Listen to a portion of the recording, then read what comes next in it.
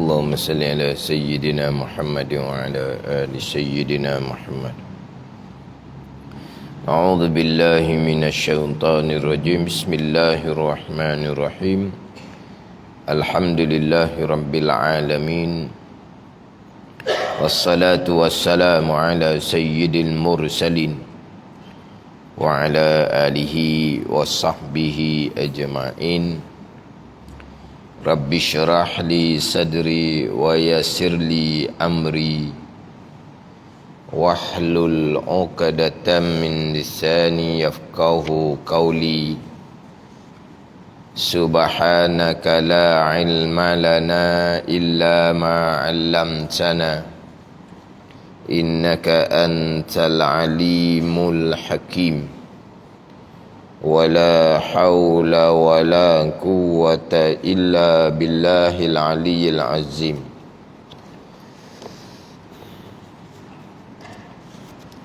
Kitab Pati Paridah. Kitab Pati Paridah,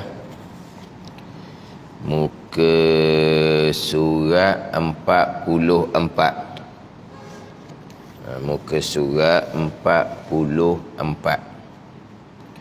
Baris yang keempat daripada bawah.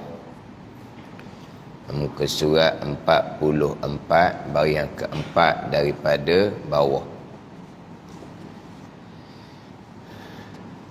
Qala al-muallifu rahimahullahu ta'ala wa nafa'ana bi'ulumihi amin. Dan tidaklah mereka itu anbiya dan mursalin, para nabi dan para rasul. Anbiya dan mursalin, para nabi dan para rasul. Tidaklah mereka itu bersifat dengan sifat ketuhanan dan sifat malaikah, kerana mereka itu manusia. Tentu mereka itu bersifat dengan sifat manusia juga. Tetapi mereka itu anbiya dan mursalin, para nabi dan para rasul, bersifat dengan sifat manusia yang ketinggian. Dan mustahil mereka itu para anbiya dan mursalin bersifat dengan sifat manusia yang membawa kepada kekurangan dan kejatuhan. Yakni jatuh martabat dan jatuh maruah. Mustahil Rasul bersifat dengan sifat manusia yang membawa kepada kekurangan dan membawa kepada jatuh martabat sebagai seorang Nabi dan Rasul, jatuh maruah sebagai seorang Nabi, seorang Rasul. Dan tidaklah mereka itu anbiya dan mursalin bersifat dengan sifat ketuhanan dan sifat malaikah, kerana mereka itu anbiya dan mursalin, manusia. Bila manusia, tentu mereka itu bersifat dengan sifat manusia juga. Dan Nabi Rasul ni manusia, tentulah bersifat dengan sifat manusia. Tapi yang terdahulu harus pada akal. Walaha Nabi Rasul ni manusia, bersifat dengan sifat manusia lah. Wajib bersifat dengan sifat manusia lah. Tentulah bersifat dengan sifat manusia, kerana ianya adalah manusia. Kalau tidak bersifat dengan sifat manusia, Nabi Rasul tu manusia, lepas tu bersifat dengan sifat apa? Jadi harus pada akal yang kita bicara terdahulu, dengan bahawa akal kita boleh terima. Bila sebut kata Nabi Rasul makan, minum, tidur, akal boleh terima. Sebab apa? Sebab Nabi Rasul manusia. Ada ketika lapar, ada ketika dahaga, akal boleh terima sebab manusia. Pandai ni. Tapi dari sudut Nabi Rasul ni manusia, tentulah mereka itu bersifat dengan sifat manusia. Mestilah mereka itu bersifat dengan sifat manusia, nak sifat apa lagi? Cuma harus pada akal kita. Disebut kata Rasul ni makan, manusia. Rasul ni lapar, dah manusia, tak makan, lapar lah. Rasul ni minum, dah manusia, makan minum. Ada ketika Rasul ni dahaga, dah tak minum, dahaga lah, tak manusia kan. Harus pada akal. Kemudian kita pun berpegang di akidah kita bahawa Nabi Rasul adalah manusia yang bersifat dengan sifat manusia. Itu pegangan kita. Tadi itu harus pada akal, dengan bahawa akal kita terima. Mana kalau sebut kata Rasul makan, akal berterima. Rasul lapar, akal berterima. Kemudian kita pun berpegang di akidah kita bahawa Nabi Rasul adalah manusia yang bersifat dengan sifat manusia, tidak bersifat dengan sifat ketuhanan, dan tidak bersifat dengan sifat malaikat. Tentulah Nabi Rasul tidaklah Nabi Rasul itu bersifat dengan sifat ketuhanan dan sifat malaikat. Apa sifat ketuhanan? Sifat ketuhanan ni istighna, iftikar itulah. Sifat ketuhanan adalah istighna dan iftikar. Itu sifat ketuhanan. Tuhan. Tuhan ni ilah. Ilah ni al-ma'budu bihaqqin, yang disembah dengan sebenar. Itu ilah. Sembahan yang sebenar. La ilaha illallah, tiada sembahan yang sebenar melainkan Allah. Ilah tu sembahan yang sebenar. Sembahan yang sebenar ni bersifat dengan istighna dan iftikar. Kita bicara sifat 20, kita bicara sifat 20, 11 masuk di bawah istighna, 9 masuk di bawah iftikar. Nanti selesai bicara sifat Rasul ni, dia akan pergi kepada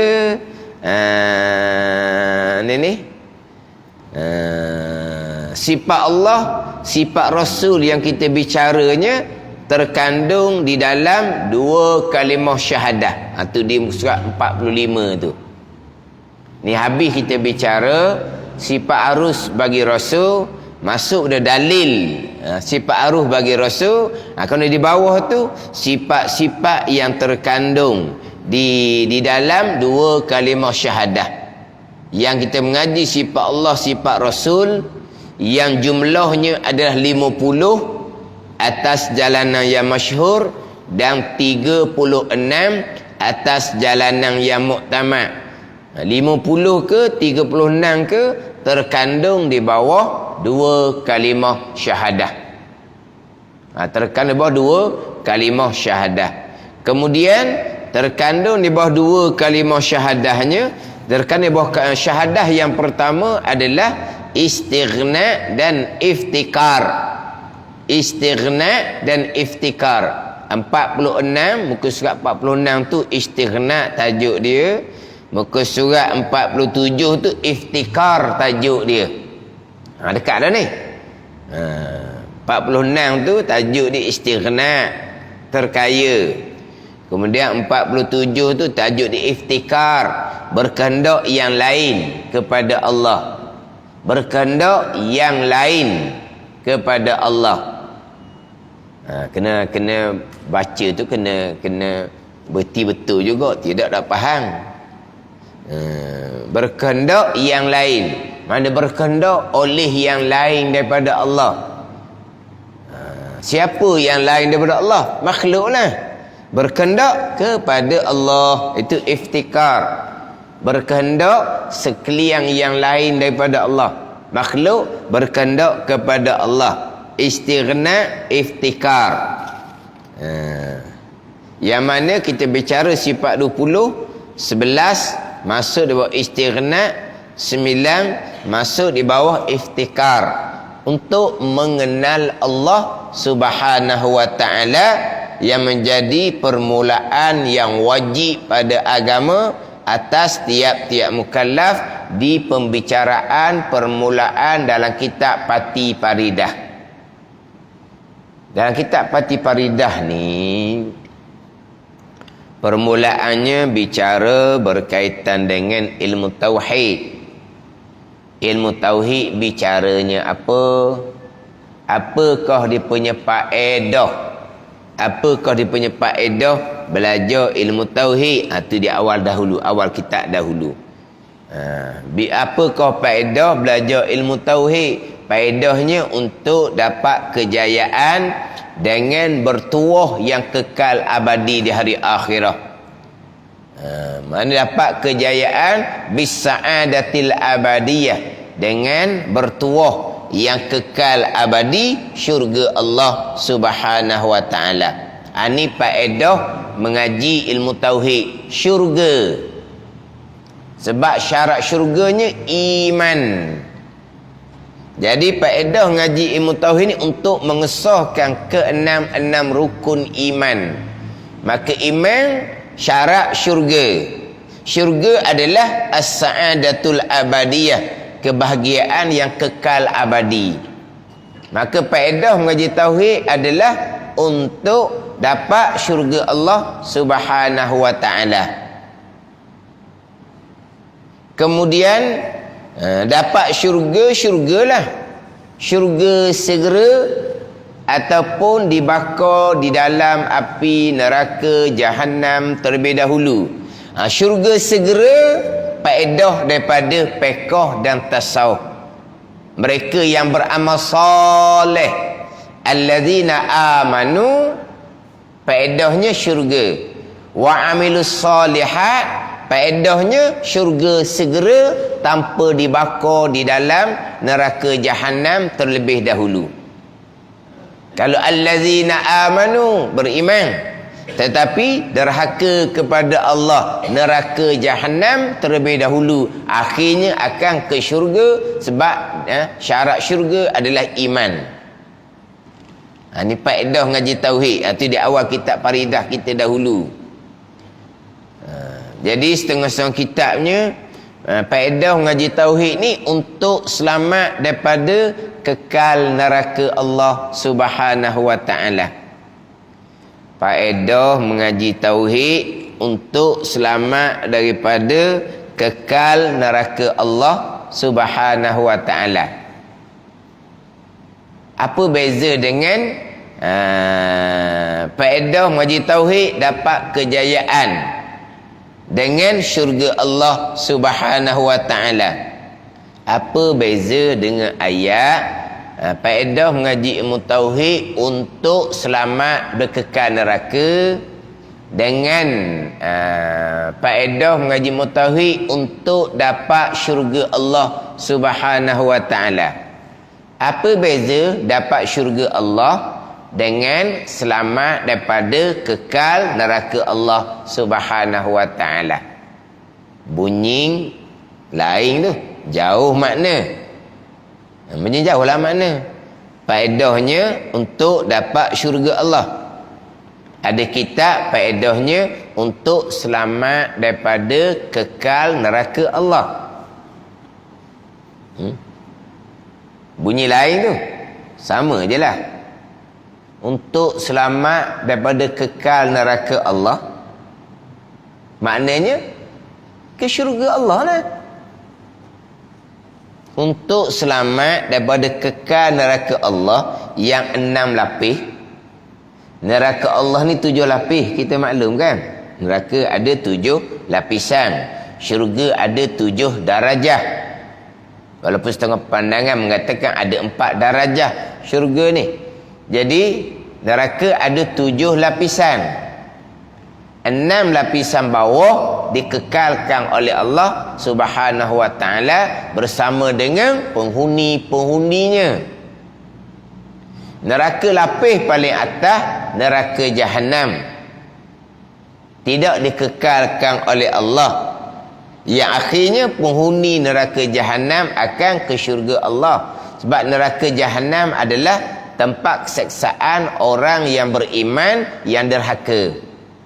Jadi apabila selamat daripada kekal neraka Allah, maknanya akan ke syurga lah. Ke syurga direct itu beramal soleh. Derhaka, neraka jahanam, akan ke syurga juga. Ada ni. Jadi faedah majlis tauhid dapat kejayaan dengan bertuah yang kekal abadi syurga. Belajar tauhid untuk selamat daripada kekal neraka. Samalah. Selamat dari kekal neraka nak lapis, maknanya sama ada neraka jahanam ataupun syurga direct. Neraka jahanam ni ke syurga juga. Neraka jahanam ni tempat keseksaan untuk orang beriman. Jadi orang beriman selamat daripada kekal neraka yang nak lapis. Tapi nak selamat dari neraka jahanam itulah wa amilus solihat. Amal soleh itulah taat zahir, taat batin, tinggal maksiat zahir, tinggal maksiat batin, itulah fiqh tasawuf. Tapi sebelum bicara fiqh tasawuf, alladzina amanu terlebih dahulu. Beriman. Beriman ni ngaji ilmu tauhid. Bila beriman, faedah gunanya syurga Allah. Selamat daripada kekal neraka Allah Subhanahu wa taala.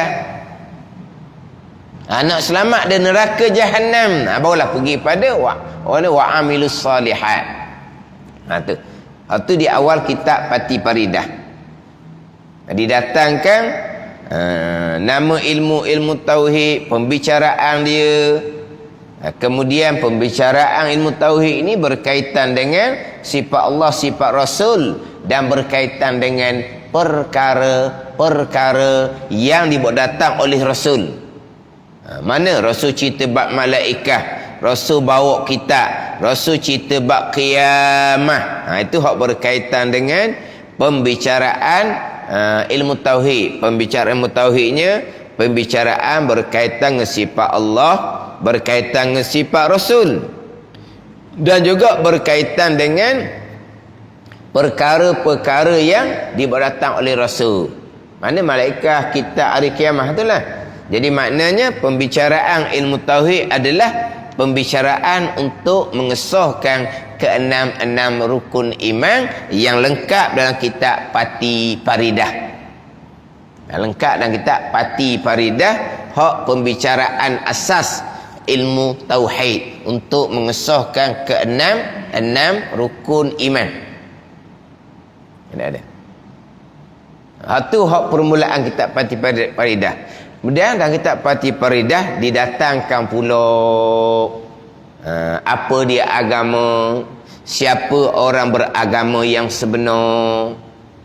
Orang beragama sebenar yang lupalah dimulai dengan i'tiqad ahli sunnah wal jamaah. Itu permulaan dia. Itu agama yang sebenar. Beriktikad dengan i'tiqad ahli sunnah wal jamaah. Kalau beriktikad tak bicara langsung, pegangan ahli sunnah ke tidak ke, tak ada agama. Walaupun rupa agama dengan sembahyang puasa sekalipun, tidak beragama. Sebab dalam kitab Pati Paridah kita ni, orang yang beragama yang sebenar ada 4 tanda. Yang pertama, akidah. Tapi akidah tak pernah belajar, tu tak ada agama. Walaupun apa rupa sembahyang puasa pergi Mekah sekalipun. Ada ni. Jangan hok tak belajar sungguh. Dia ngapa rukun iman tu mau nak tahu ngapa dah. Ngapa sifat 20 kita ni boleh katakan sifat 20 tu kita ngapa ajak budak lagi wujud tidak bakak dak erti apa pun. Wujud tidak bakak kita dak erti pun, tapi daripada budak dah apanya. Ada orang ilmu ni lah bawa siapa ketua. Ilmu ngapa rukun iman 6 perkara, hak ilmu budak. Ilmu ngapa sifat 20, hak ilmu budak. Dia pakak tu siapa ketua. Tak peduli bab pegangan. Rajin semayang. Berjemaah 5 waktu laginya. Tapi akidah macam mana? Ini bukan orang beragama, bukan. Ni tak masuk. Awal-awal tak masuk dah. Ini kata akhir zaman agama hanya tinggal pada nama sahaja. Akhir zaman masjid akan apa benda? Tersergam indah. Masjid akan tersergam indah. Tapi agama hanya tinggal pada nama. Memanglah. Orang Islam belaka, nama agama belaka. Masjid tersergam indah. Orang berjemaahnya adalah koda-koda. Tapi agama sebenar ada ke tak? Macam mana dengan usuluddin tapak agama pegangan? Ada ke tak? Dia dah tahu je, dia rasa macam ada je. Sebab apa? Sebab dia ngapal dah 6 rukun iman, dia ngapal dah hak sifat 20. Ni balik awal belakang ni. Ni tak ada agama. Ni kata akhir zaman, agama hanya tinggal pada nama. Itulah. Bicara bab pegangan, balik awal. Oleh kerana sesak tu lama sangat dah, berakidah sesat bermula daripada umur baligh, tua-tua baru nak dengar, tak masuk, tak nak pergi dah. Akhirnya orang mengajar tauhid dia pun larilah. Sebab apa? Tak faham. Sebab tak faham? Bukan tak faham, kerana berlawanan dengan i'tiqad sesat yang dipegangi bermula dari umur baligh. Nak bicara bab keesaan pada perbuatan, payah nak faham. Bicara bab perkara jahat qada qadar, payah nak faham. Akhirnya tak mau belajar. Mau belajar. Kawan nasihatlah, kena belajar tauhid ni. Kalau pegangan salah amal ibadah tuan tak terima. Tuan terima tak terima atas Tuhan. Oh, hebat dia. Ni. Ni hak jemaah 5 waktu ni. Hak jemaah 5 waktu ni.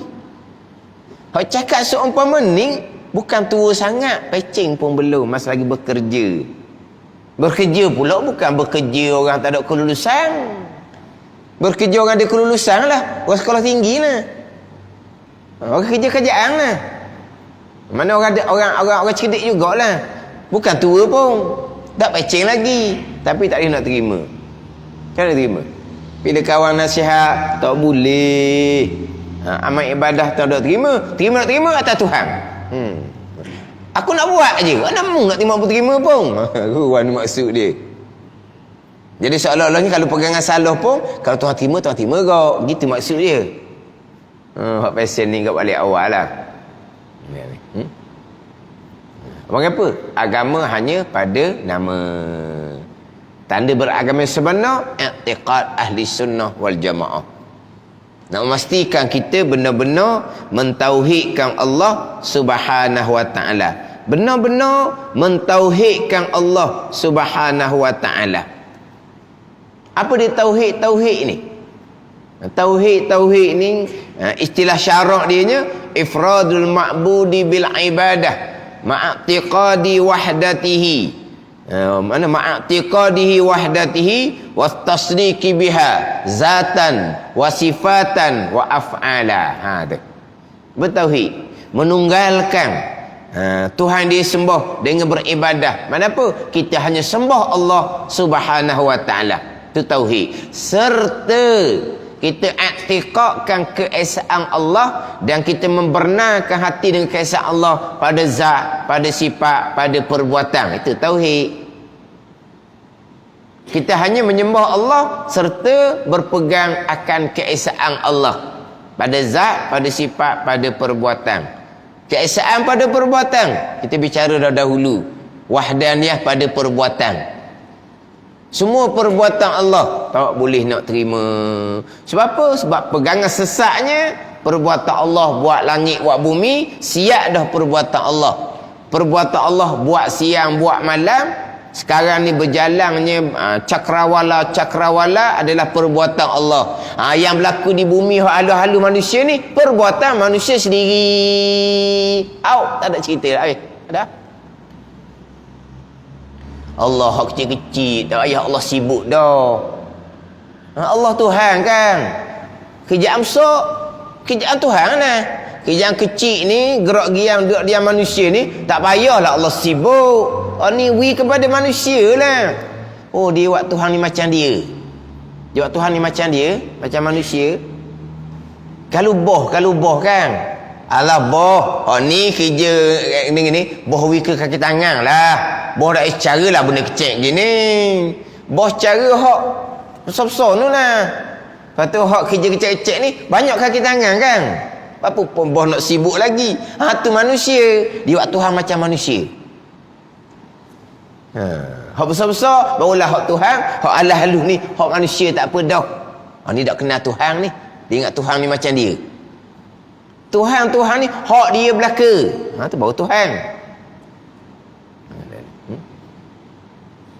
Jadi tak ada tauhid, tak ada mengsyirikkan Allah pada perbuatan ni, tak ada agama. Tak ada sungguh. Ni habis ceritalah. Habis cerita. Nak betul-betul kita ni tauhid. Kita menyembah hanya Allah. Betul tak? Kita orang Islam, kita menyembah hanya Allah. Tak sembah kepada yang lain. Tapi bukan hanya menyembah, bukan hanya semata-mata menyembah hanya pada Allah, serta i'tiqad dan membenarkan hati akan keesaan Allah pada zat, pada sifat dan pada perbuatan. Itu panggil tauhid. Nak mengesakan Allah pada perbuatan tu. Itu ada pada hati paridah. Kemudian dapat paridah datangkan agama, takrifan dia apa, dan didatangkan komponen agama Islam, iman dan ihsan. Barulah selesai bicara Islam, iman dan ihsan, barulah nak masuk tajuk iman. Sebab kitab paridah ni kitab tauhid, pembicaraannya sifat Allah, sifat Rasul dan perkara-perkara yang didengar daripada Nabi SAW, malaikat kitab qiyamah ke. Jadi nak mulalah tajuk bicara kitab Pati Paridah, tajuknya iman. Islam tajuk dalam kitab fiqh, ihsan dalam kitab tasawuf. Jadi kitab Pati Paridah nak masuk tajuk iman. Dimulai dengan permulaan yang wajib atas tiap-tiap mukallaf mengenal akan Allah dan mengenal akan yang bawa kepada mengenal Allah, iaitu mengenal akan Rasul. Ni permulaan agama. Bicaralah berkaitan dengan sifat Allah dan sifat Rasul baik. Sifat Allah, sifat Rasul ni lah terkandung di bawah dua kalimah syahadah. Kemudian syahadah yang pertama tu asyhadu an la ilaha illallah, Allah Ta'ala jua Tuhan. Tuhan mana? Tuhan yang bersifat dengan istighna dan iftikar. Kita ngaji sifat 20, 11 masuk dia buat istighna, 9 masuk dia iftikar, untuk mengenal Allah Subhanahu Wa Ta'ala yang bersifat dengan sifat ketuhanan, istighna dan iftikar. Jadi sifat ketuhanan tu istighna dan iftikar, dengan makna terkaya, lepas Allah daripada segala-gala, dan iftikar segala-gala berkehendak hanya kepada Allah Subhanahu Wa Ta'ala. Kemudian bicara istighna, iftikar, sifat ketuhanan Allah Subhanahu Wa Ta'ala, poinnya adalah pergi kepada keesaan juga. Walaupun secara letaknya wahdaniyah masuk di bawah iftikar. Wahdaniyah masuk di bawah iftikar. Tapi kalau kira secara umum kau, Allah Tuhan yang esa, pastilah Allah terkaya lepas daripada segala-galanya. Sebab apa? Sebab tak ada Tuhan yang lain. Itu istighna, terkaya Allah, lepas Allah daripada segala-gala. Sebab apa? Sebab hanya Allah Ta'ala jua Tuhan. Bila Allah Ta'ala jua Tuhan, iftikar segala-gala berkehendak kepada Allah Subhanahu Wa Ta'ala. Itu sifat ketuhanan. Adapun Rasul, adapun Anbiya dan Mursalin ni manusia yang bersifat dengan sifat manusia. Tidaklah mereka itu bersifat dengan sifat ketuhanan dan sifat malaikat. Maknanya Nabi Rasul ni bukan Tuhan. Nabi Rasul ni hamba Allah Subhanahu Wa Ta'ala. Bila Nabi Rasul ni hamba Allah Subhanahu wa ta'ala, maka hamba Allah tidak ada sebarang peranan yang berlaku pada hamba Allah adalah kesemuanya perbuatan Allah Subhanahu wa ta'ala, termasuk hamba Allah Nabi Rasul sekalipun, termasuk hamba Allah yang paling besar paling banyak malaikat sekalipun. Semua yang berlaku pada malaikat adalah perbuatan Allah Subhanahu wa ta'ala. Itu je. Sebab apa? Sebab Nabi Rasul manusia yang bersifat dengan sifat manusia, yang tidak bersifat dengan sifat ketuhanan, dan tidak bersifat dengan sifat malaikat. Malaikat kita maklumlah, malaikat makan pun tidak, minum pun tidak, tidur pun tidak, penat pun tidak, sakit pun tidak. Malaikat ni tak ada catatan amalan. Malaikat ni bernikmat dalam syurga pun bukan dengan makan dan minum, dengan takdis dan tahmid. Jadi malaikat bernikmat dalam syurga bukan dengan makan, bukan dengan minum. Maknanya di syurga pun malaikat tidak makan, tidak minum. Malaikat bernikmat di syurga dengan takdis, menyuci, memuji Allah Subhanahu wa ta'ala. Nah ni. Jadi malaikat tidak makan, tidak minum. Nabi Rasul tidak bersifat dengan sifat malaikat. Nabi Rasul tidak bersifat dengan sifat malaikat. Malaikat tak ada catatan amalan pun, tak ada malaikat ni. Tak ada catatan amalan, tak ada malaikat. Malaikat tak ada hisab-hisab. Malaikat tak ada hisab. Jadi Nabi Rasul tidak bersifat dengan sifat ketuhanan dan tidak bersifat dengan sifat malaikat. Kalau Nabi Rasul bersifat dengan sifat malaikat, kemudian nak menyampaikan agama kepada manusia yang bersifat dengan sifat manusia, nak ajar macam mana? Jadi maknanya kalaulah Nabi Rasul tak tidur, buat ibadah sepanjang masa, ummah tak boleh nak turut. Nabi Rasul bersifat dengan sifat malaikat, makan pun tidak, minum pun tidak, lelah lah kita, tak boleh nak turut lah kitanya.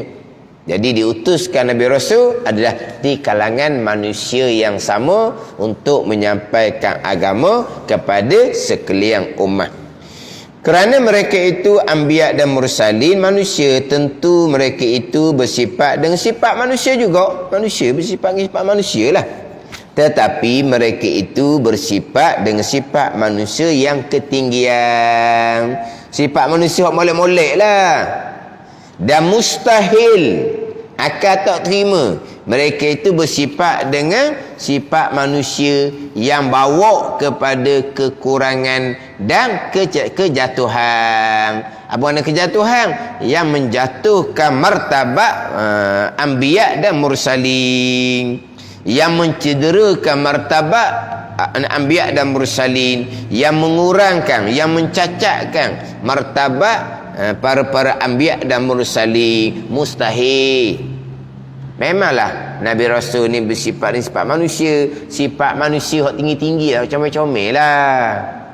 Mustahil Nabi Rasul bersifat ni sifat manusia yang menyebabkan bawa ada kekurangan dan kejatuhan.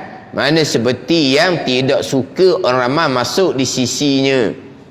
Jadi sifat manusia, tapi sifat manusia hak kurang. Orang ramai pun tak suka nak duduk dekat dengan Nabi Rasul. Bila tak suka nak duduk dekat Nabi Rasul kok, Nabi Rasul nak menyampaikan agamanya macam mana? Kalau kita pergi pula kepada cerita Nabi SAW, makna sempurna segala-gala daripada budak. Sempurna segala-gala.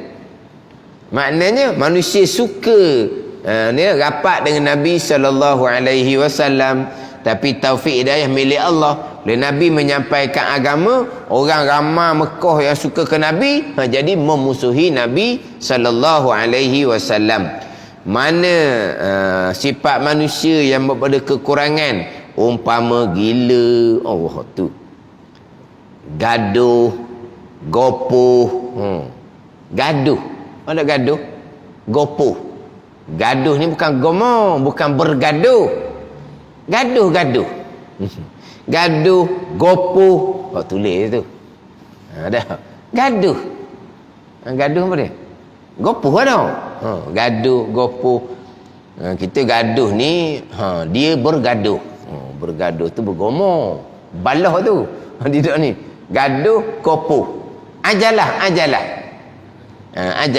Al-ajalatu minasyaitan, Nabi kata. Ajalah, gopoh gaduh ni syaitan, daripada syaitan lah tu. Ada ni.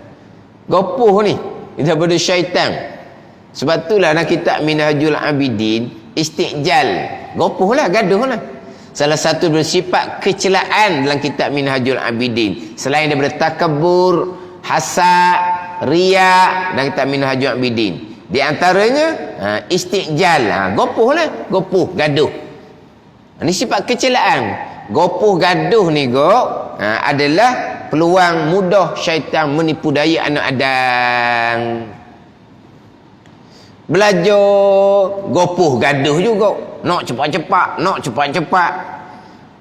Gopoh gaduh juga, nak ngajak tinggi-tinggi, hak asas tak mau ngaji. Lepas tu nak naik makam cepat-cepat. Ni gopoh gaduh. Ni mudahlah ni, syaitan perdaya. Mai ikut ni. Ikut jalan ni. Shortcut ni. Jangan duk main ikut tangga setangga kita orang tua, rebah tangga. Ni, kita nak bawa mocik ni, cepat sampai ke Tuhan. Masuk lift, pecek sampai ke atas. Tak payah main ikut tangga-tangga. Kita orang tua ni main ikut tangga-tangga, satu peringkat, syariah, peringkat. Bila kita orang tua dah sampai ke Tuhan? Dah, orang tua hak kosong ni, nak baca tauhid, satu hal dah. Nak baca fiqh, satu hal pula, nak kena betul. Hak tu le jadinya, takkan boleh halihnya. Dah belajar orang tua. Fatihah pun pelak, tasyahud pun pelak. Aku tu nak betul gitu orang tua. Kesian orang tua. Dia kata belajar tu budak-budak je, bukan orang tua. Ni tukang jaja nak sampai cepat Tuhan lah ni. So belajar macam-macam alasan dia. Dia kata belajar je ni budak-budak. Memanglah kita kata belajar ni budak-budak. Belajar ni memang budak-budak. Dan sekarang ni walaupun kamu tua, tapi kamu budak-budak. Budak-budak dari segi ilmu. Tua kulit je tuanya. Tua tu kecuk, tu tua. Tapi ilmu budak-budak. Tadilah ngapa rukun iman, ngapa sebab tu ilmu mau 7 tahun. Dan memang ilmu ni ibu bapa wajib ajar sebelum balik. Memanglah budak-budak. Dan memang orang tua belajar gitulah, belajar tauhid minggu depan tanya hak tulis, belajar fiqh minggu depan tanya hak tulis. Hak tulis je dia tanya. Kadang-kadang tak apalah, jawab je lah. Tapi orang ngaji ni bosan. Orang sama-sama dengar ni bosan lah. Allah mu'aji, minggu lepas tanya dah. Jadi hak muda-muda ni pada ni jadi bosan lah. Sebab apa duk tanya tulis. Dah dia orang tua. Cerita-cerita minggu depan tanya pula. Akhirnya tak ada. Tak ada. Lepas tu dah mungkin dia banyak bertanya, jadi glamour lah sikit. Orang yang banyak mulut ni glamour sikit. Orang yang duduk diam tu ada kenal. Kalau banyak mulut ni glamour sikit lah. Bukan banyak mulut, dia banyak bertanya. Bukan banyak mulut, dia banyak bertanya. Jadi jadi timbullah nama dia nya. Tak ada. Lepas tu mana mokcik tu? Dia kata ada orang, dia kata orang ustaz kot, dia kata mokcik tak boleh ngaji pasal budak-budak ni. Mokcik kena ambil amal, zikir, mokcik sapa ke Tuhan. Kalau mokcik main duk ngaji pasal ni, bila dapat Tuhan? Mokcik tu berhentilah mengaji, berzikir lepas tadi. Sapa ke Tuhan dah. Dah. Hak payah dengan hak sedap. Laku hak mana? Belajar ni payah. Payah sebab kamu belajar tua. Tu salah kamu. Hak sedaknya mana? Tak payah mikir dah ilmu, berzikir. Malam ni rasa soal. Esok rasa soal ni. Sedap dia kata. Tu tipu daya syaitan. Macam mana pula tipu daya syaitan? Kita berzikir rasa sedap ni. orang pergi Mekah, habis duit ribu-ribu, belah-belah ribu, kenapa dia tak sayang? Sebab apa? Keasyikan. Tengok Baitillah tu, belah ribu tu hilang. Nak mari pulak lain kali. Keasyikan. Ada ni. Tapi hak keasyikan di tanah haram Mekah Madinah, asyik belah ribu, puluh ribu habis ni, pada ain tauhid dia tak belajar, pada ain fiqh dia tak belajar, riak, wujud, takabur sebati dengan dia. Tapi macam mana boleh asyik tu? Pelik apa? Arti pun boleh asyik. Ni arti ni. Arti hak jenis, hak berat lah, hak berat. Arti ni begitulah. Hak berat ni hak berat, hak danduk. Danduk ni berat lah. Danduk. Orang uguk dia. Kalau mu pergi Mekah, mu akan sesak. Gitulah mu peseng danduk pandai danduk. Pakaian tu ada tariang dia tu. Danduk ni. Kalau kamu pergi Mekah, kamu akan sesat. Dia nak pergi Mekah. Dia pergi Mekah, dia balik-balik dia kata, tak sesat asyik saya di hadapan Baitillah. Saya nak pergi pulak lain kali. Asyik juga. Lepas tu balik, danduk semula. Asyik juga. Faham tak? Asyik bagaimana? Tu tipu daya syaitan. Satu ketika tu programnya dibatalkan oleh pihak berkuasa. Pihak berkuasa batalkan. Sebab ada bantahan lah ni. Jenis nyanyi danduk pelik bantahan, jadi pihak berkuasa membatalkan. Dia orang ni tak apalah. Ni Allah telah menetapkan rezeki tak ada lah tu, dia kata. Relax, dia tak marah pun. Sebab apa? Takdir Tuhan, dia kata. Saya redak je sebab takdir Tuhan. Kan punya bagus tu kan. Dia balik Mekah. Orang kafir Mekah, kalau dia ada je serabut apa-apa, ke mana tempat dia pergi? Ke Baitillah. Ni cerita hak kafir Mekah. Hak di Baitillah tu ratus-ratus berhala tu. Di Baitillah sekeliling tu ratus-ratus berhala. Tapi mereka nak dapat ketenangan, kalau mereka ada masalah, mereka akan pergi berhampiran dengan Baitillah. Pok kafir Mekah pada masa jahiliah. Gitulah. Ketenangan mari mana? Berhala kiri kanan. Faham lah. Ada ni. Jadi dia berzikir dapat asyik dapat apa pun, syariat dia tak ada. Tu tipu daya syaitan. Sebab apa? Nak cepat. Belajar. Lambat dia kata ni. Ni sungguh ni. Tapi kalau kira ngocik tu kok sungguhnya lah dia, sungguhlah. Bila dia bertanya, maknanya dia bersungguh. Kalau orang tidak bersungguh, dia tak bertanya, dia memang dia bersungguh. Tapi cuma berulang-ulang benda yang sama, maknanya penguasaan dia. Sebab tua. Tapi maknanya belajar pasal ni budak-budak, ustaz tu kata, mai ikut dia, ngatik sampai ke Tuhan. Pada ni. Ini hak ngatik semaya bang ni, bukan hak ngatik macam Yoping. Hak rupa zahirnya okey je, tapi semua syariat dia tak ada. Dia tak penting pada ain tauhid fiqh tasawuf. Dia boleh buat lebih kurang je. Tu, bagaimana tak ada syariat. Tapi cepat sampai ke Tuhan. Ini orang apa? Istiqjal, orang gopoh. Dia nak cepat nak gopoh, tu sifat kecelaan dan kitab Minhajul Abidin. Salah satu daripada jalan mudah syaitan tipu daya anak Adam. Istiqjal, gopoh. Jadi ajalah daripada syaitan. Gopoh gaduh tu daripada syaitan. Yang gopoh gaduh yang bukan dari syaitan ni 4 perkara je. Hak nak kena gopoh, nak kena gaduh, hak syarak suruh. Hak syarak suruh. Hak ni bukan dari syaitan. Ni panggil gaduh. Agak pada gaduh. Gopoh. Gopoh untuk mempersiapkan tetamu. Untuk mempersiapkan tetamu. Mana tetamu mari ni? Kena gaduh Kita nak kena siap tempat, siap makan. Dari mari pula mari mengeju. Kalau dia beritahu awal, mana persiapan buat awal-awal. Tiba-tiba dia siapa mengeju. Tuan rumah ni pun kena gaduh lah. Yang pula kena relax, jangan gaduh daripada syaitan. Tetamu tu lapar perut, tetamu tu nak berehat, tetamu tu nak mandi. Kena gaduh lah, kena gaduh. Kena siap nak suruh mandi kat mana, bilik mana, lepas tu makanan tak ada ni kena pergi kedai cepat-cepat. Tu Ni gaduh yang dituntut. Ni bukan daripada syaitan. Jangan buat relax je. Lepas tu tetamu padan muka mari dak royak.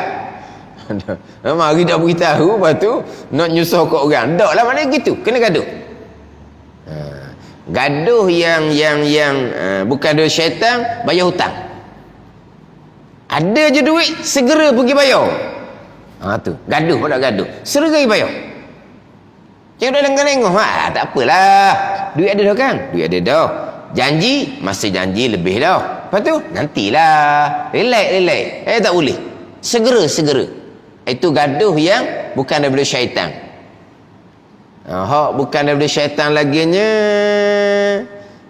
mempersiapkan mayat, mempersiapkan jenazah. Mati je, kena segera. Siapa tukang mandi, siapa tukang gali kubur, kena segera. Ada kena segera, kena gaduh mempersiapkan mayat. Sebab apa? Itu hak mayat. Mayat yang bertuah segera kepada Raudatun Mundiral Jannah, kebun daripada kebun syurga di alam barzah. Mayat yang celaka biar dia segera keluar daripada rumah tu, segera keluar daripada dunia ni, biar dia masuk dalam barzah. Kalau dia orang celaka, mana kena segeralah. Mayat yang bertuah kita nak segera hantar kepada Raudatun Mundiral Jannah, kebun syurga. Kalau mayat ni celaka, kena nak segera keluar daripada rumah. Bukan rumah dia dah, dia mati dah. Bukan tuang dah dia ni. Jadi mana hak mayat, segera. Lepas tu macam mana tu, ada lagi anak duduk jauh tu. Itu bukan hak anak. Hak mayat. Kita utamakan hak mayat. Jangan penting hak anak. Tu hak nu duduk KL, hak nu duduk Johor, hak nu, tu hak anak. Ni orang kita sekarang dah, dia penting hak anak, dia tak penting hak mayat. Dia tak penting hak mayat. Pada ni, dia tak segera. Dia tak penting. Dia kira ni, anak ni sampai masa mana. Tak boleh hak ni. Hak ni anak hak paling rapat dengan arwah ni. Kalau dia tak sempat berjumpa lah, Allah, siangnya. Dah. Kita kena utamakan hak mayat. Kita orang tua ni kena pesan, kalau mak mati, ayah mati, kamu duduk jauh-jauh ni.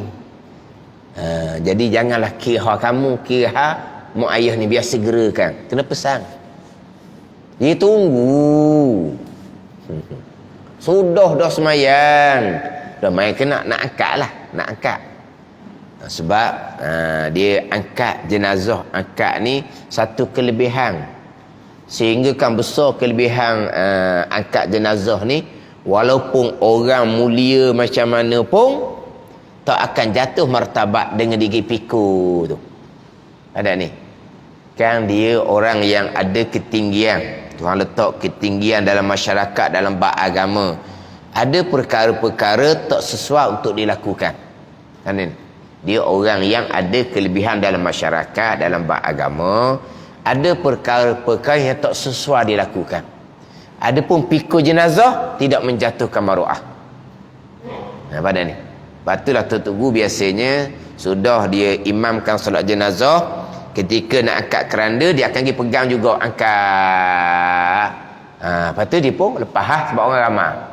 Tapi kau ni pun dia pegang juga, dia pegang, angkat. Dah dia tunggu ni orang tua. Kalau hidup gelewak situ dia boh. Orang nak cepat ni, mana dia angkat juga, dia pun keluar lah. Dia pun keluar. Dia nak pegang juga. Sebab apa? Sebab pekerjaan pikul jenazah ni pekerjaan yang sangat mulia, yang tidak menjatuhkan maruah orang yang ada kedudukan tinggi dalam agama di sisi masyarakat. Ada ni. Jadi sudah dah semayangnya, pakat nak akad, nanti dulu. Apa? Anak apa lagi seorang. Duk mana dah? Duk Marang. Masa tu tengah raya. Duk Marang sapa setengah sejam, lepas tu bawa sapa. Tak ada orang dah nak pergi kubur. Ni. Sudah semayang, yang kena akad nak turun pergi kubur. Disuruh tunggu. Sebab apa? Sapa Marang ke Mecang kita masa tu. Tapi masa tu raya. Memang sebut kata Marang pun lambat juga. Dah orang jeng. Akhirnya apa pakat balik. Tinggal keluarga dia. Ini bagaimana? Dia tidak mengutamakan hak mayat. Hidup penting hak anak. Jangan gitu. Segerakan. segerakan. Sempat tak sempat, segerakan. Gitu je. Sempat tak sempat pun segerakan. Biarlah kata cucu-cucu pun menangis. Allah kata duduk di highway ni, tunggu sekejap. Tak apalah, kalau sempat, sempatlah. Tak sempat, tak apalah, pergi kubur. Allah menangis lalu dah. Dah biasalah, anak cucu gitulah. Mana tak apalah kata. Kalau sempat. Pujuk gitu je lah. Kalau tak sempat pun tak apalah. Tapi jangan bawa kereta laju-laju. Gitu je lah. Memang tahu dah tak sempat. Sebab apa? Dah jauh laginya. Mana kita nak segera pada ni. Kalau kata meninggal petang-petang, kita nak segera walaupun sebelah malam. Dok, belah malam dok. Pagi esok, pagi pun dok lagi. Pagi pun dok lagi. Orang bila dah malam tak, sebab ada masyarakat tak boleh nak siap malam, pagi subuh tu siap lalu dah. Ni dok tunggu pula pukul 9, pukul 10. Allah kata.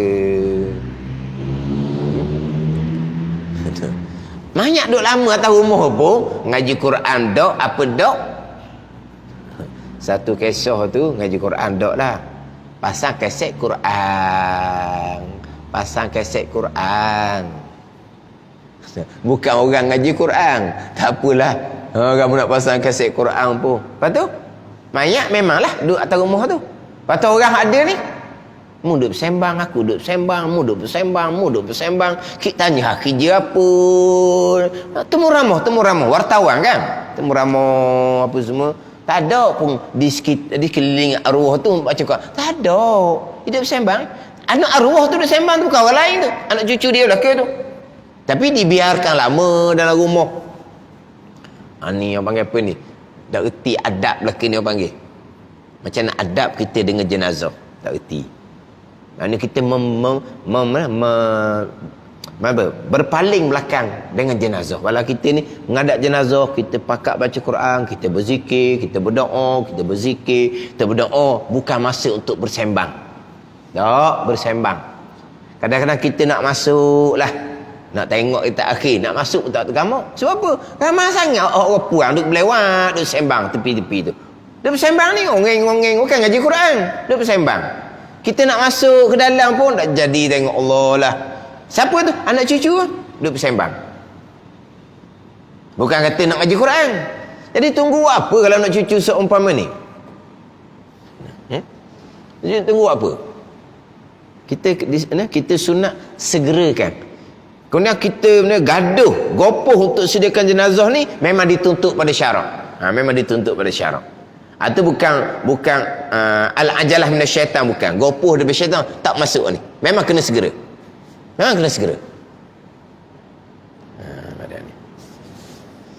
Kemudian yang pertama ni mempersiapkan untuk tetamu, bayar hutang. Yang ketiga mempersiapkan jenazah. Yang keempat ni mana ni? Perkahwinkan anak perempuan. Itu yang keempat.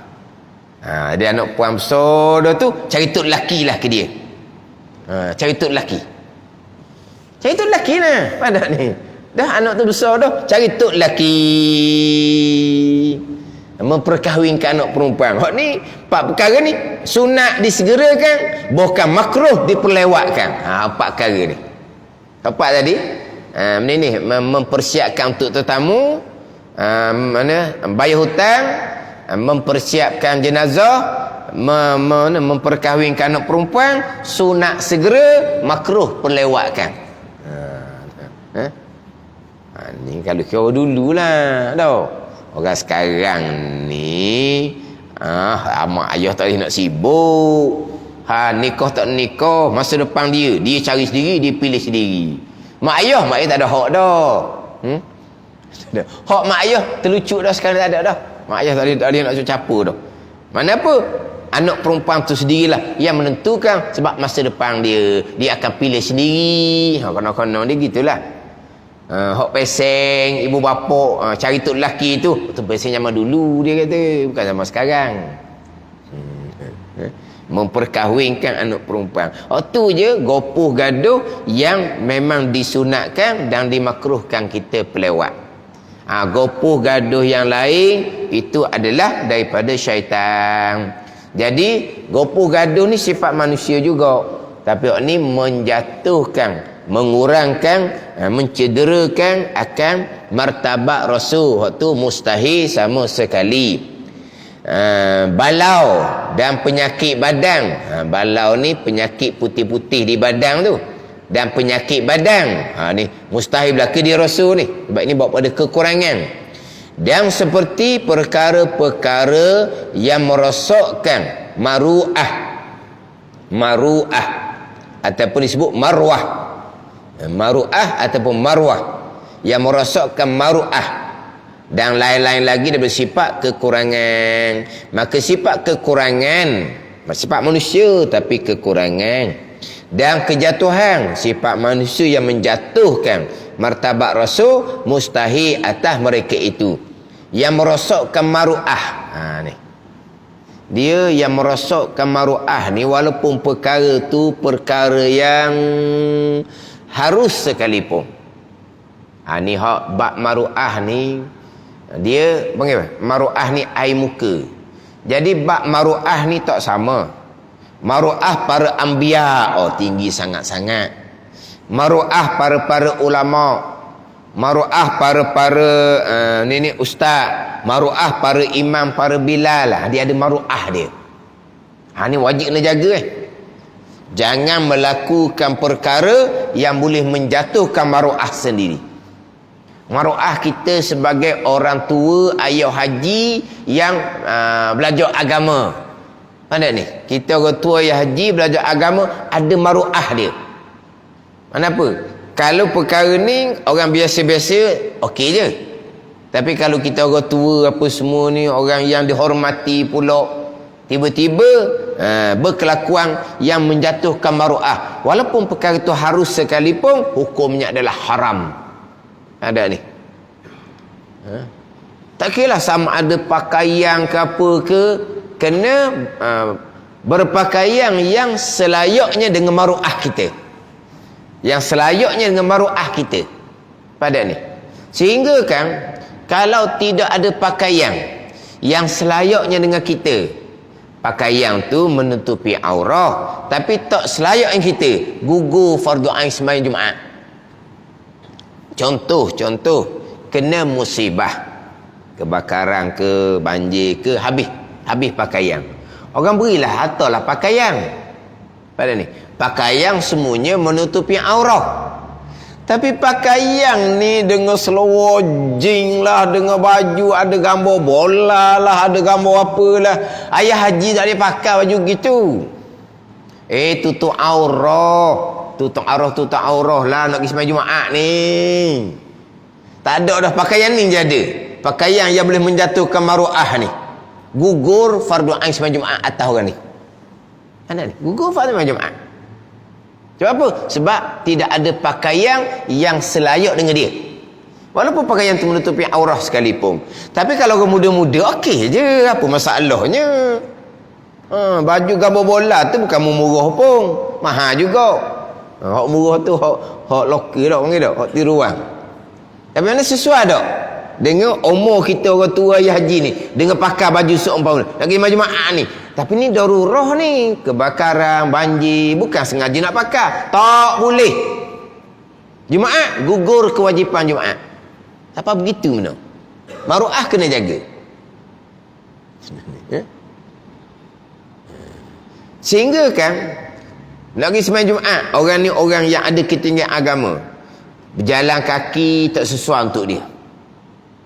Orang biasa jalan kaki biasa je. Dia ni tak sesuai jalan kaki. Kalau jalan kaki ni orang tengok, buat apa jalan kaki ni? Kepanasan berzikir ke apa ni? Contoh, ada kenderaan yang tak selayaknya, tak wajib sembahyang Jumaat. Ada kenderaan, ada mutu hok anak, hok magak pun tak ada, apa tak ada tu.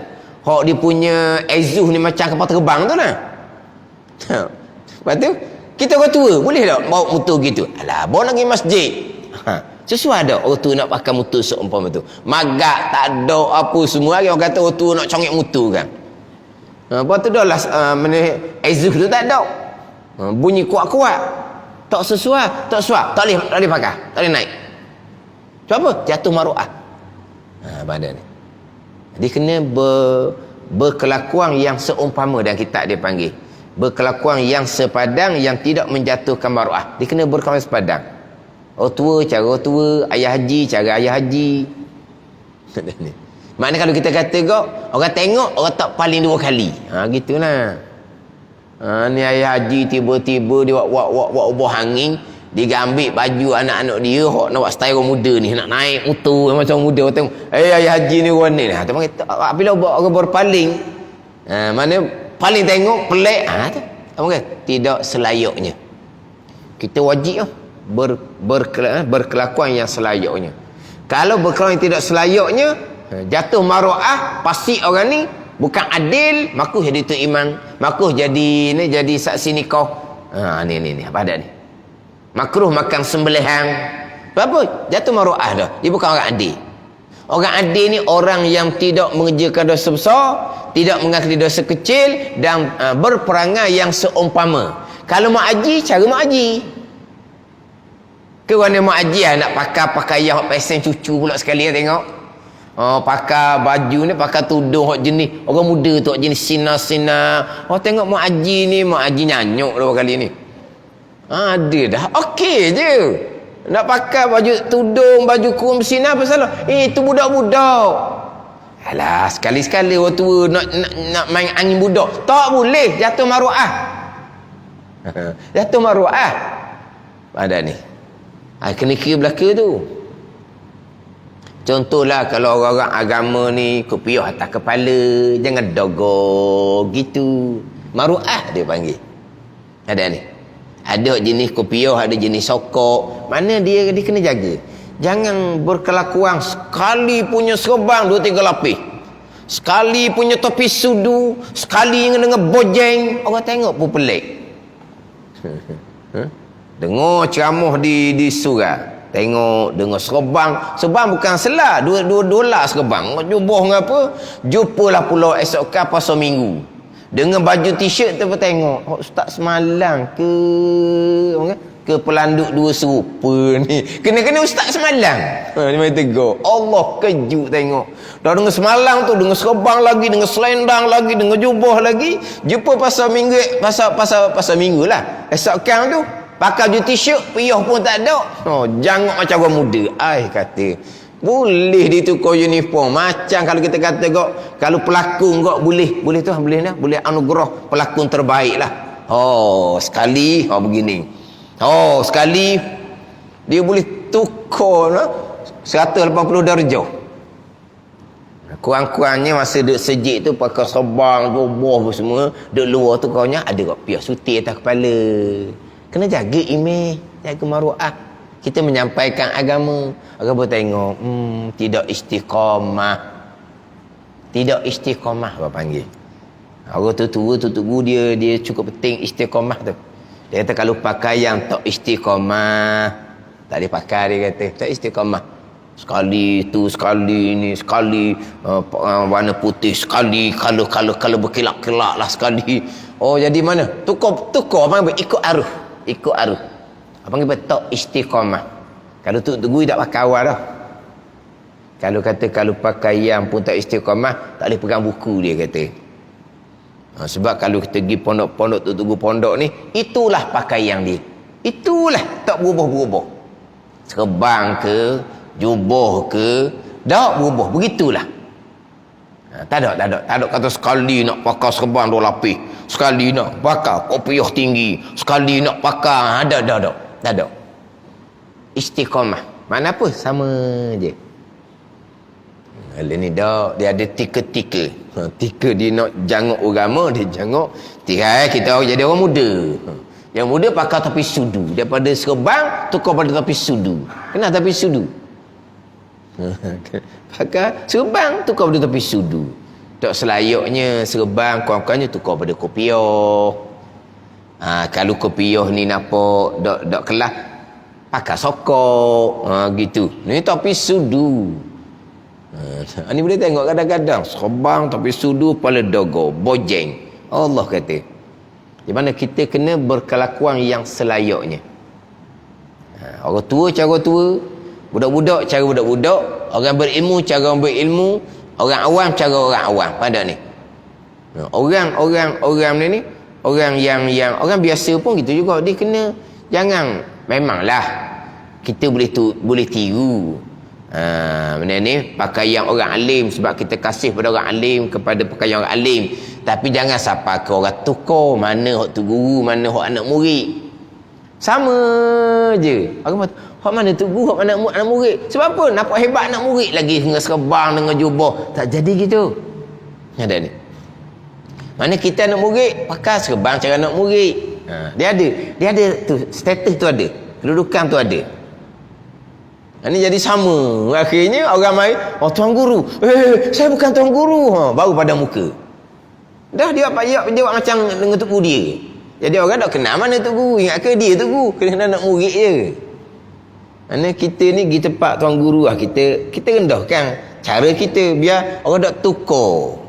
Ni orang tukar. Mana kau tuan guru, mana kau pengiring. Akhirnya pengiring orang ingat ke tuan guru. Mana dalam agama ni panggil apa? Ni kelakuan, pakaian dititik berat dalam agama ni. Bukan cincai-cincai, bukan. Bukan cincai-cincai. Pada ni. Cuma kita masyarakat ni tak samalah. Masyarakat kita ni kalau ayah haji tak akan kopiah, okey je, okey lah, tak ada masalah. Bukan sebenarnya ayah haji tak akan kopiah jatuh maruah. Dah tak semestinya. Tak semestinya. Dia tengok pada uruf, pada suasana sekitar. Biasa kalau ayah haji macam mana? Cara penampilan orang panggil. Ayah haji tempat ni jangok belaka. Jangok tak ada apa. Dia gitu je.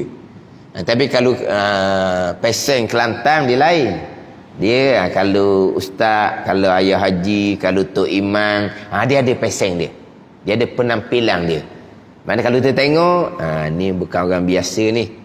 Ni mungkin untuk imam ni mungkin untuk Bilal ni orang belajar agama ni. Mana kita tengok dia punya penampilan tu, kita boleh gamak dah dia ni orang yang ada kemuliaan. Dia ada kemuliaan. Sebab dia ada penampilan yang berbeza. Ada ni. Dia kena berkelakuan dengan kelakuan yang seumpama, yang selayaknya. Jangan berkelakuan yang sebaliknya yang boleh menyebabkan jatuh maruah. Rasul sama telah lah. Ni cerita kita. Kalau berkelakuan yang menjatuhkan maruah, sudah turun daripada kedudukan adil. Maka ni sudah tak ada orang adil dah. Tak boleh nak jadi saksi-saksi, tak boleh dah orang seumpama ni. Sebab apa?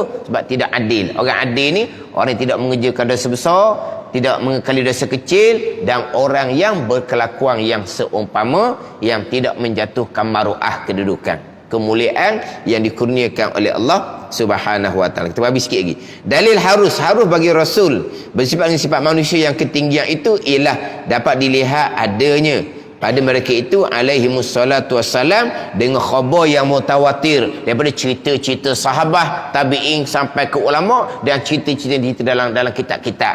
Macam mana Nabi Rasul adalah manusia yang makan, yang minum macam manusia biasa.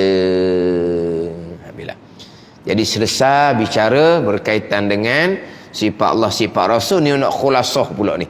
Sifat-sifat yang terkandung di dalam dua kalimah syahadah. Kesemua sifat Tuhan yang 41 terkandung di dalam kalimah La ilaha illallah. 41 diambil sini.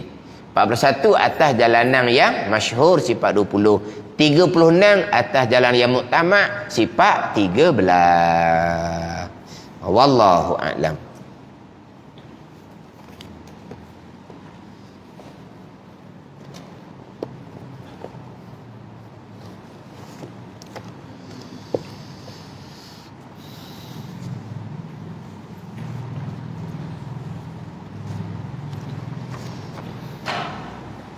Ini kita Hidayatus Salikin. Muka surat 12 baris yang ke-7 daripada atas. Muka surat 12 baris ke-7 daripada atas.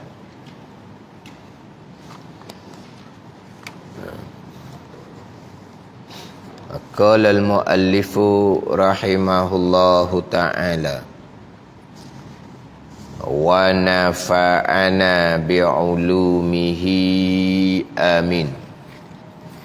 Faslun fi adabi qada'il hajah. Fi adabi, kalau hak nipi itu fi adai, kena tukar adabi, bukan adai. Adai itu terjemahan dia menunaikan. Ni dah ni adab, adab. Faslun fi adabi qada'il hajah, bukan qada'il hajat macam tebal tu, bukan. Nak qada'il hajah, gitu je. Faslun fi adabi qada'il hajah. Terjemah dia, ini suatu fasal pada menyatakan adab qada hajah. Adab qada hajah. Dia adab-adab ni kalau kita panggil kesopanan tak, kalau kita panggil kesopanan, dia adab-adab ni al-khisalul mahmudah, perkara-perkara yang elok, atau adab. Perkara-perkara yang elok, yang mana merangkumi yang wajib dan merangkumi yang sunat, atau adab dah gitu. Jadi nanti di hadapan faslun fi adabil wudu, dia akan bicara adab wudu ni dicampur antara rukun wudu dengan sunat ketika berwudu. Faslun fi adabil ghusli, pada menyatakan adab mandi wajib. Faslun fi adabit tayammum, pada menyatakan adab tayammum. Jadi dalam bicara wudu, dalam bicara mandi wajib, dalam bicara tayammum, adab tu dia akan merangkumi hak wajib dan hak sunat. Jadi adab-adab ni al-khisalul mahmudah, perkara-perkara yang terpuji. Sama ada perkara wajib dipanggil adab, sama ada perkara sunat dipanggil adab. Bukan kata sunat je, hak wajib pun dipanggil adab. Adab ketika qada hajah. Qada hajah ni berok kecing tu lah. Qada hajah ni apa kata? Orang panggil sindiran je sebenarnya. Qada hajah ni kalau kita kok menunaikan hajah. Hajah kita macam-macam. Hajah kita kan, kalau kita lapar kok, kita hajah kita nak cari kedai, cari makanan. Tapi dia dia letak kepada berok kecing tu, dia panggil qada hajah. Sebab apa? Sebut berok, sebut kecing tu orang panggil apa? Kasar sangat berok kecing. Orang sebut dengan qada hajah. Qada hajah. Dia ni bicara bab qada hajah, kemudian dia akan bicara pula berkaitan dengan istinja. Dia bicara bab qada hajah, kemudian dia bicara bab istinja. Bicara bab qada hajah, kemudian bicara bab istinja.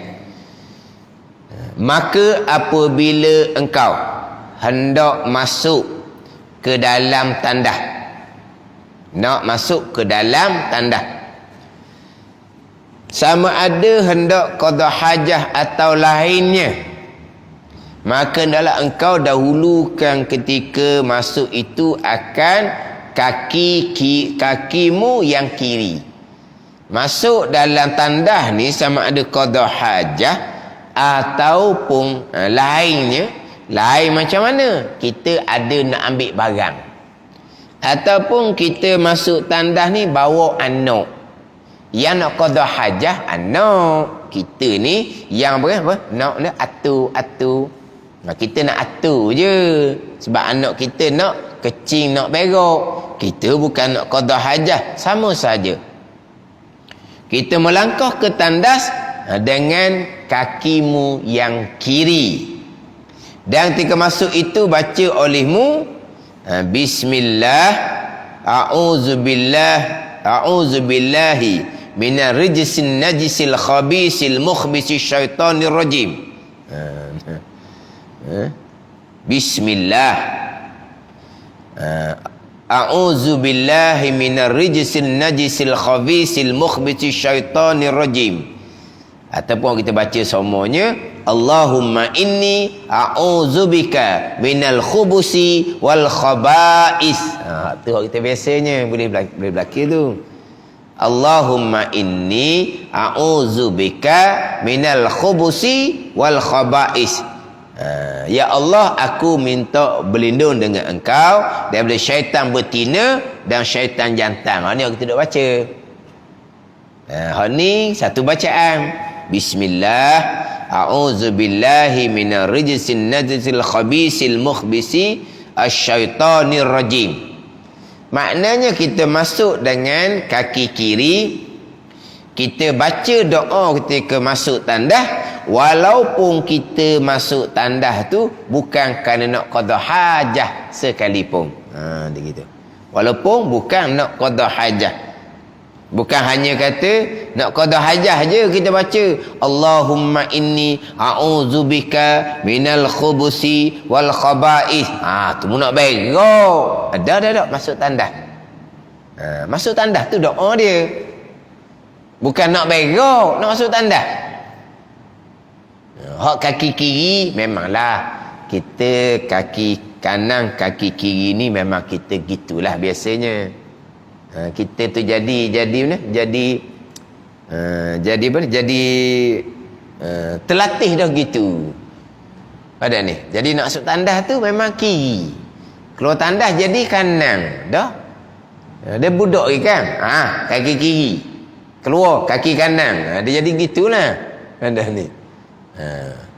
Maknanya apa? Jadi peseng. Jadi orang panggil tabiat, orang panggil tak? Tabiat jadi peseng dok.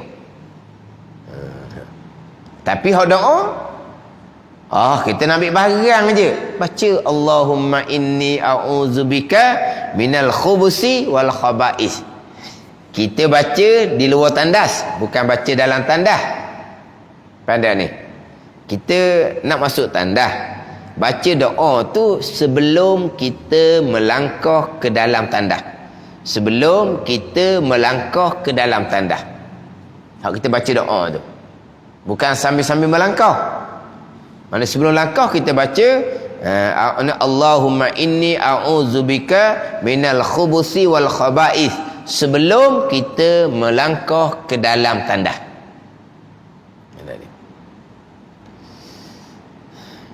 Kemudian mana tandas? Tandahnya mana? Kita kenal dok tandah. Kita kenal dok tandah. Tandah satu, bilik mandi satu. Mana tandah? Mana bilik mandi? Tandahnya mana? Bilik mandinya mana? Sebab hukum lain-lain ni. Hukum tandah lain, hukum bilik mandi lain. Cuma mana tandah, mana bilik mandi. Kita tak kenal tandah. Tandah ni tempat yang disediakan untuk qada hajah. Itu tandah. Adapun tempat untuk mandi, itu bilik mandi, bukan tandah. Tapi antara tempat qada hajah dengan tempat mandi, tiba-tiba tidak ada dinding. Tak ada dinding, itu bukan perkiraan. Tandah tempat yang disediakan untuk qada hajah. Al-makanul mu'addu liqada'il hajah. Tempat yang disediakan untuk qada hajah itu tandas.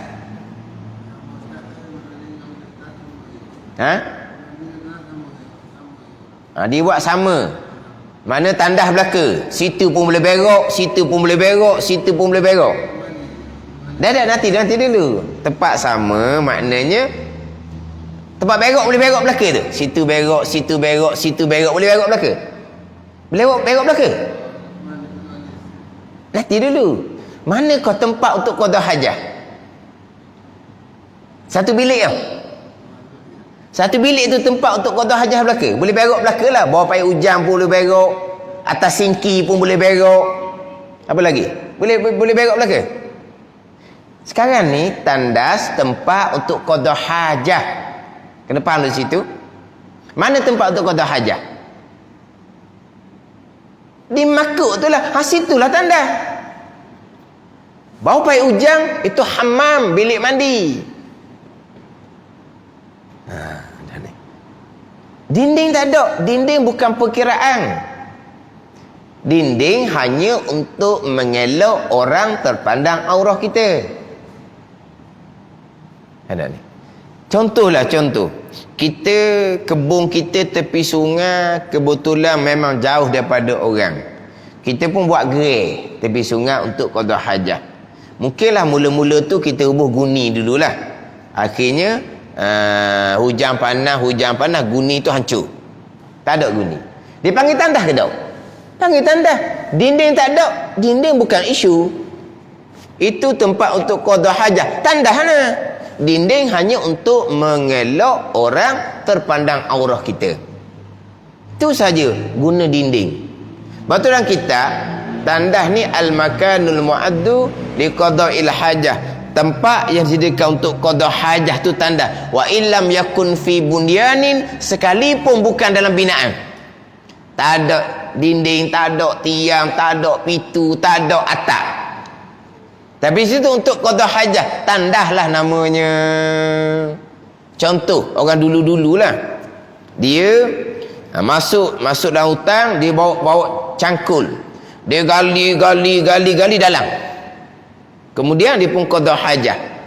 Bila dia qada hajah, dia nak mari semula di tempat yang sama. Sebab apa? Sebab dalam dia gali tu. Dia cuma tutup dulu, lain kali dia qada hajah belatas pula.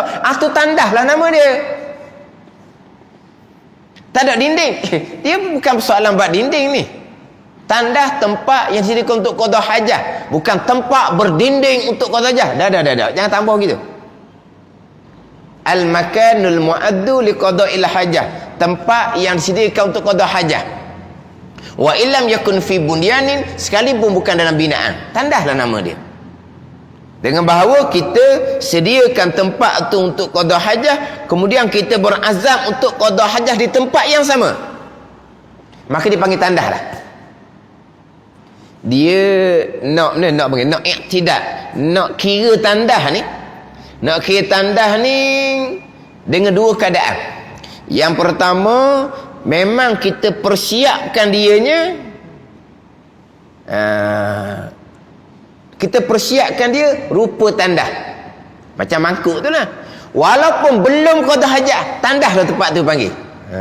Pada ni. Mana sekarang ni kita mempersiapkan untuk qada hajah.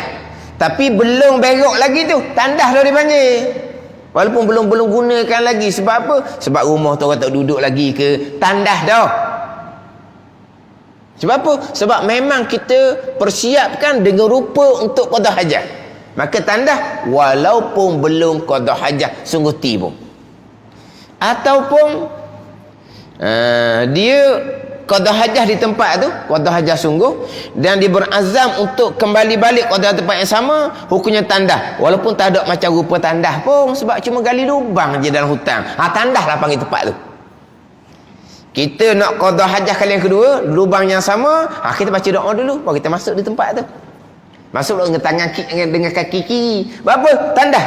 Sebab apa? Sebab kamu qada hajah terdahulu dan kamu azam untuk qada hajah kembali tempat yang sama. Sebab gali hok mula-mula tu dalam. Tandas tu.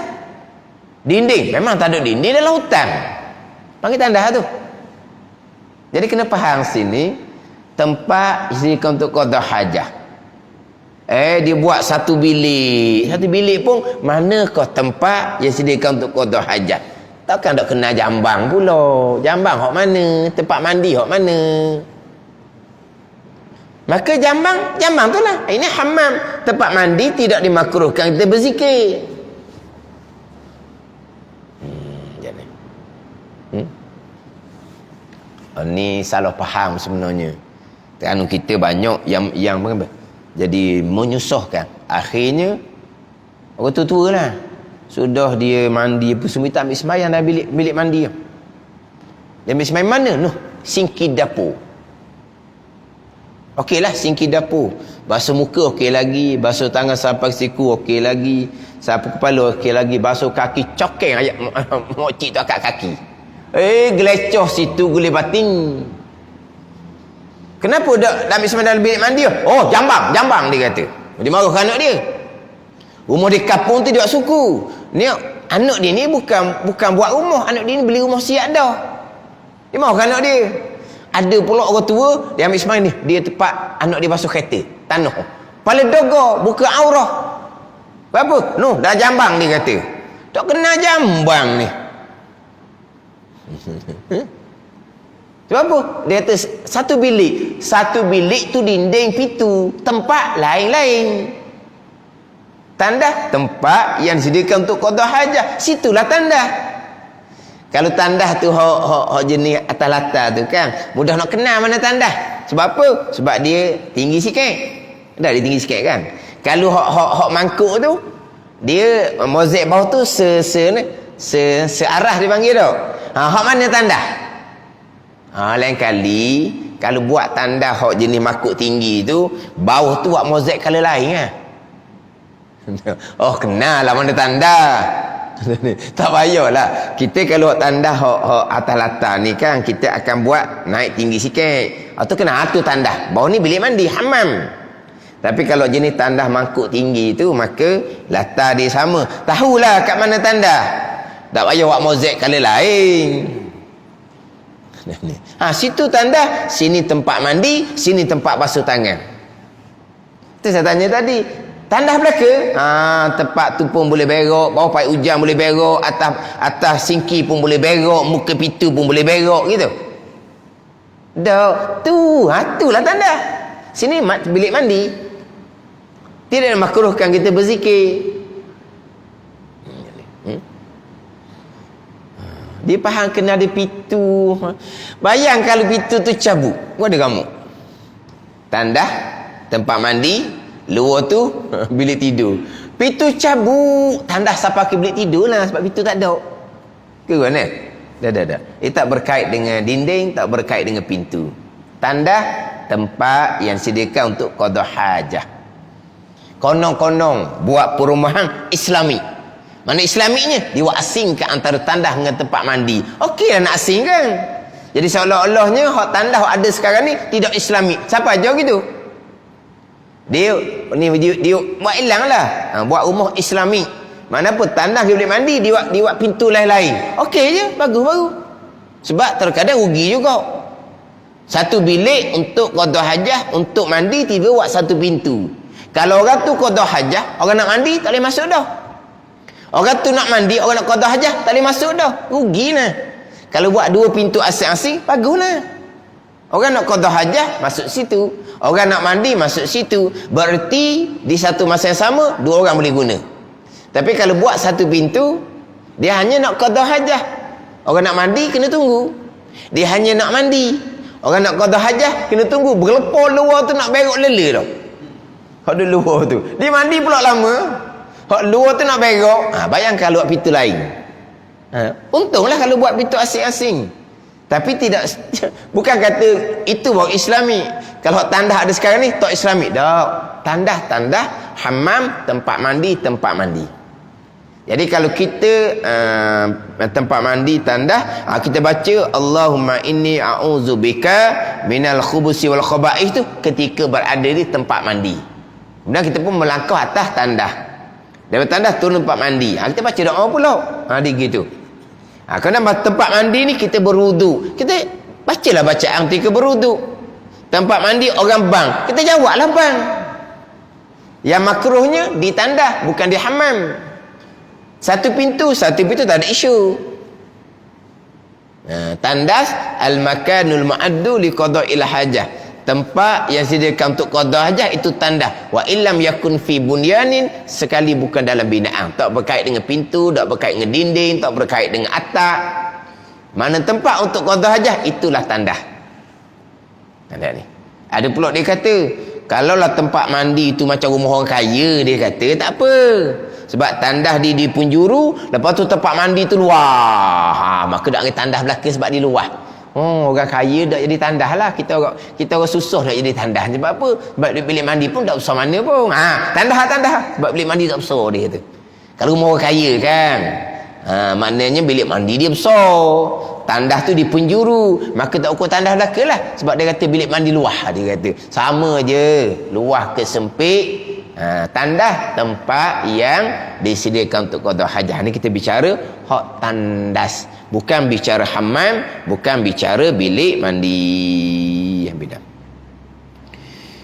Dan pada ketika masuk tandah itu, jangan berserta sesuatu yang tersurat, yang tertulis nama Allah dan segala sifatnya sifat Allah dan Quran dan segala nama anbiya. Sehingga kan, oleh kerana bangunan tu tulis tandah, bangunan tu tulis tandah mana? Tandas awam. Habis dihukum tandas suti dihukum tandah. Lepas tu macam mana dengan orang jaga pintu tu, nak semayang di mana lah? Tandah, dihukum tandah belaka. Sampai ke tempat singki basuh tangan luar benar tu, kamu jangan ambil semayang itu tandas, dia kata kan. Tandah di bilik. Lepas tu luar tu ada tempat basuh tangan. Orang nak berwuduk tak boleh, makruh sebab tandah. Cuma tengok atas-atas tu, tandas awam. Allah, kena buang tandah awam tu, jadi dihukum tandah habis. Termasuk tempat singki basuh tangan tu pun orang nak sembahyang dakwi. Sebab apa? Tandah, dia kata. Makruh ambil sembahyang tandah. Ada ni. Sebab apa? Alasannya tu atas-atas tandas awam. Habis ni satu bangunan tu tandah belaka. Orang kata apa ni? Tak kenal tandah. Tak kenal tandah. Wallahu a'lam. Bismillahirrahmanirrahim. Alhamdulillahirabbil alamin, wassalatu wassalamu ala sayyidil mursalin wa ala alihi wa sahbihi ajma'in. Allahumma iftah alaina futuhal arifin. Allahumma allimna ilma akdamin wa fahimna famasabikin warzuqna ruqat talibin. Allahumma zidna ilma wa alhiqna bis salihin. Wa sallallahu ala sayyidina Muhammadin wa ala alihi wa sahbihi wa sallam walhamdulillahi rabbil alamin.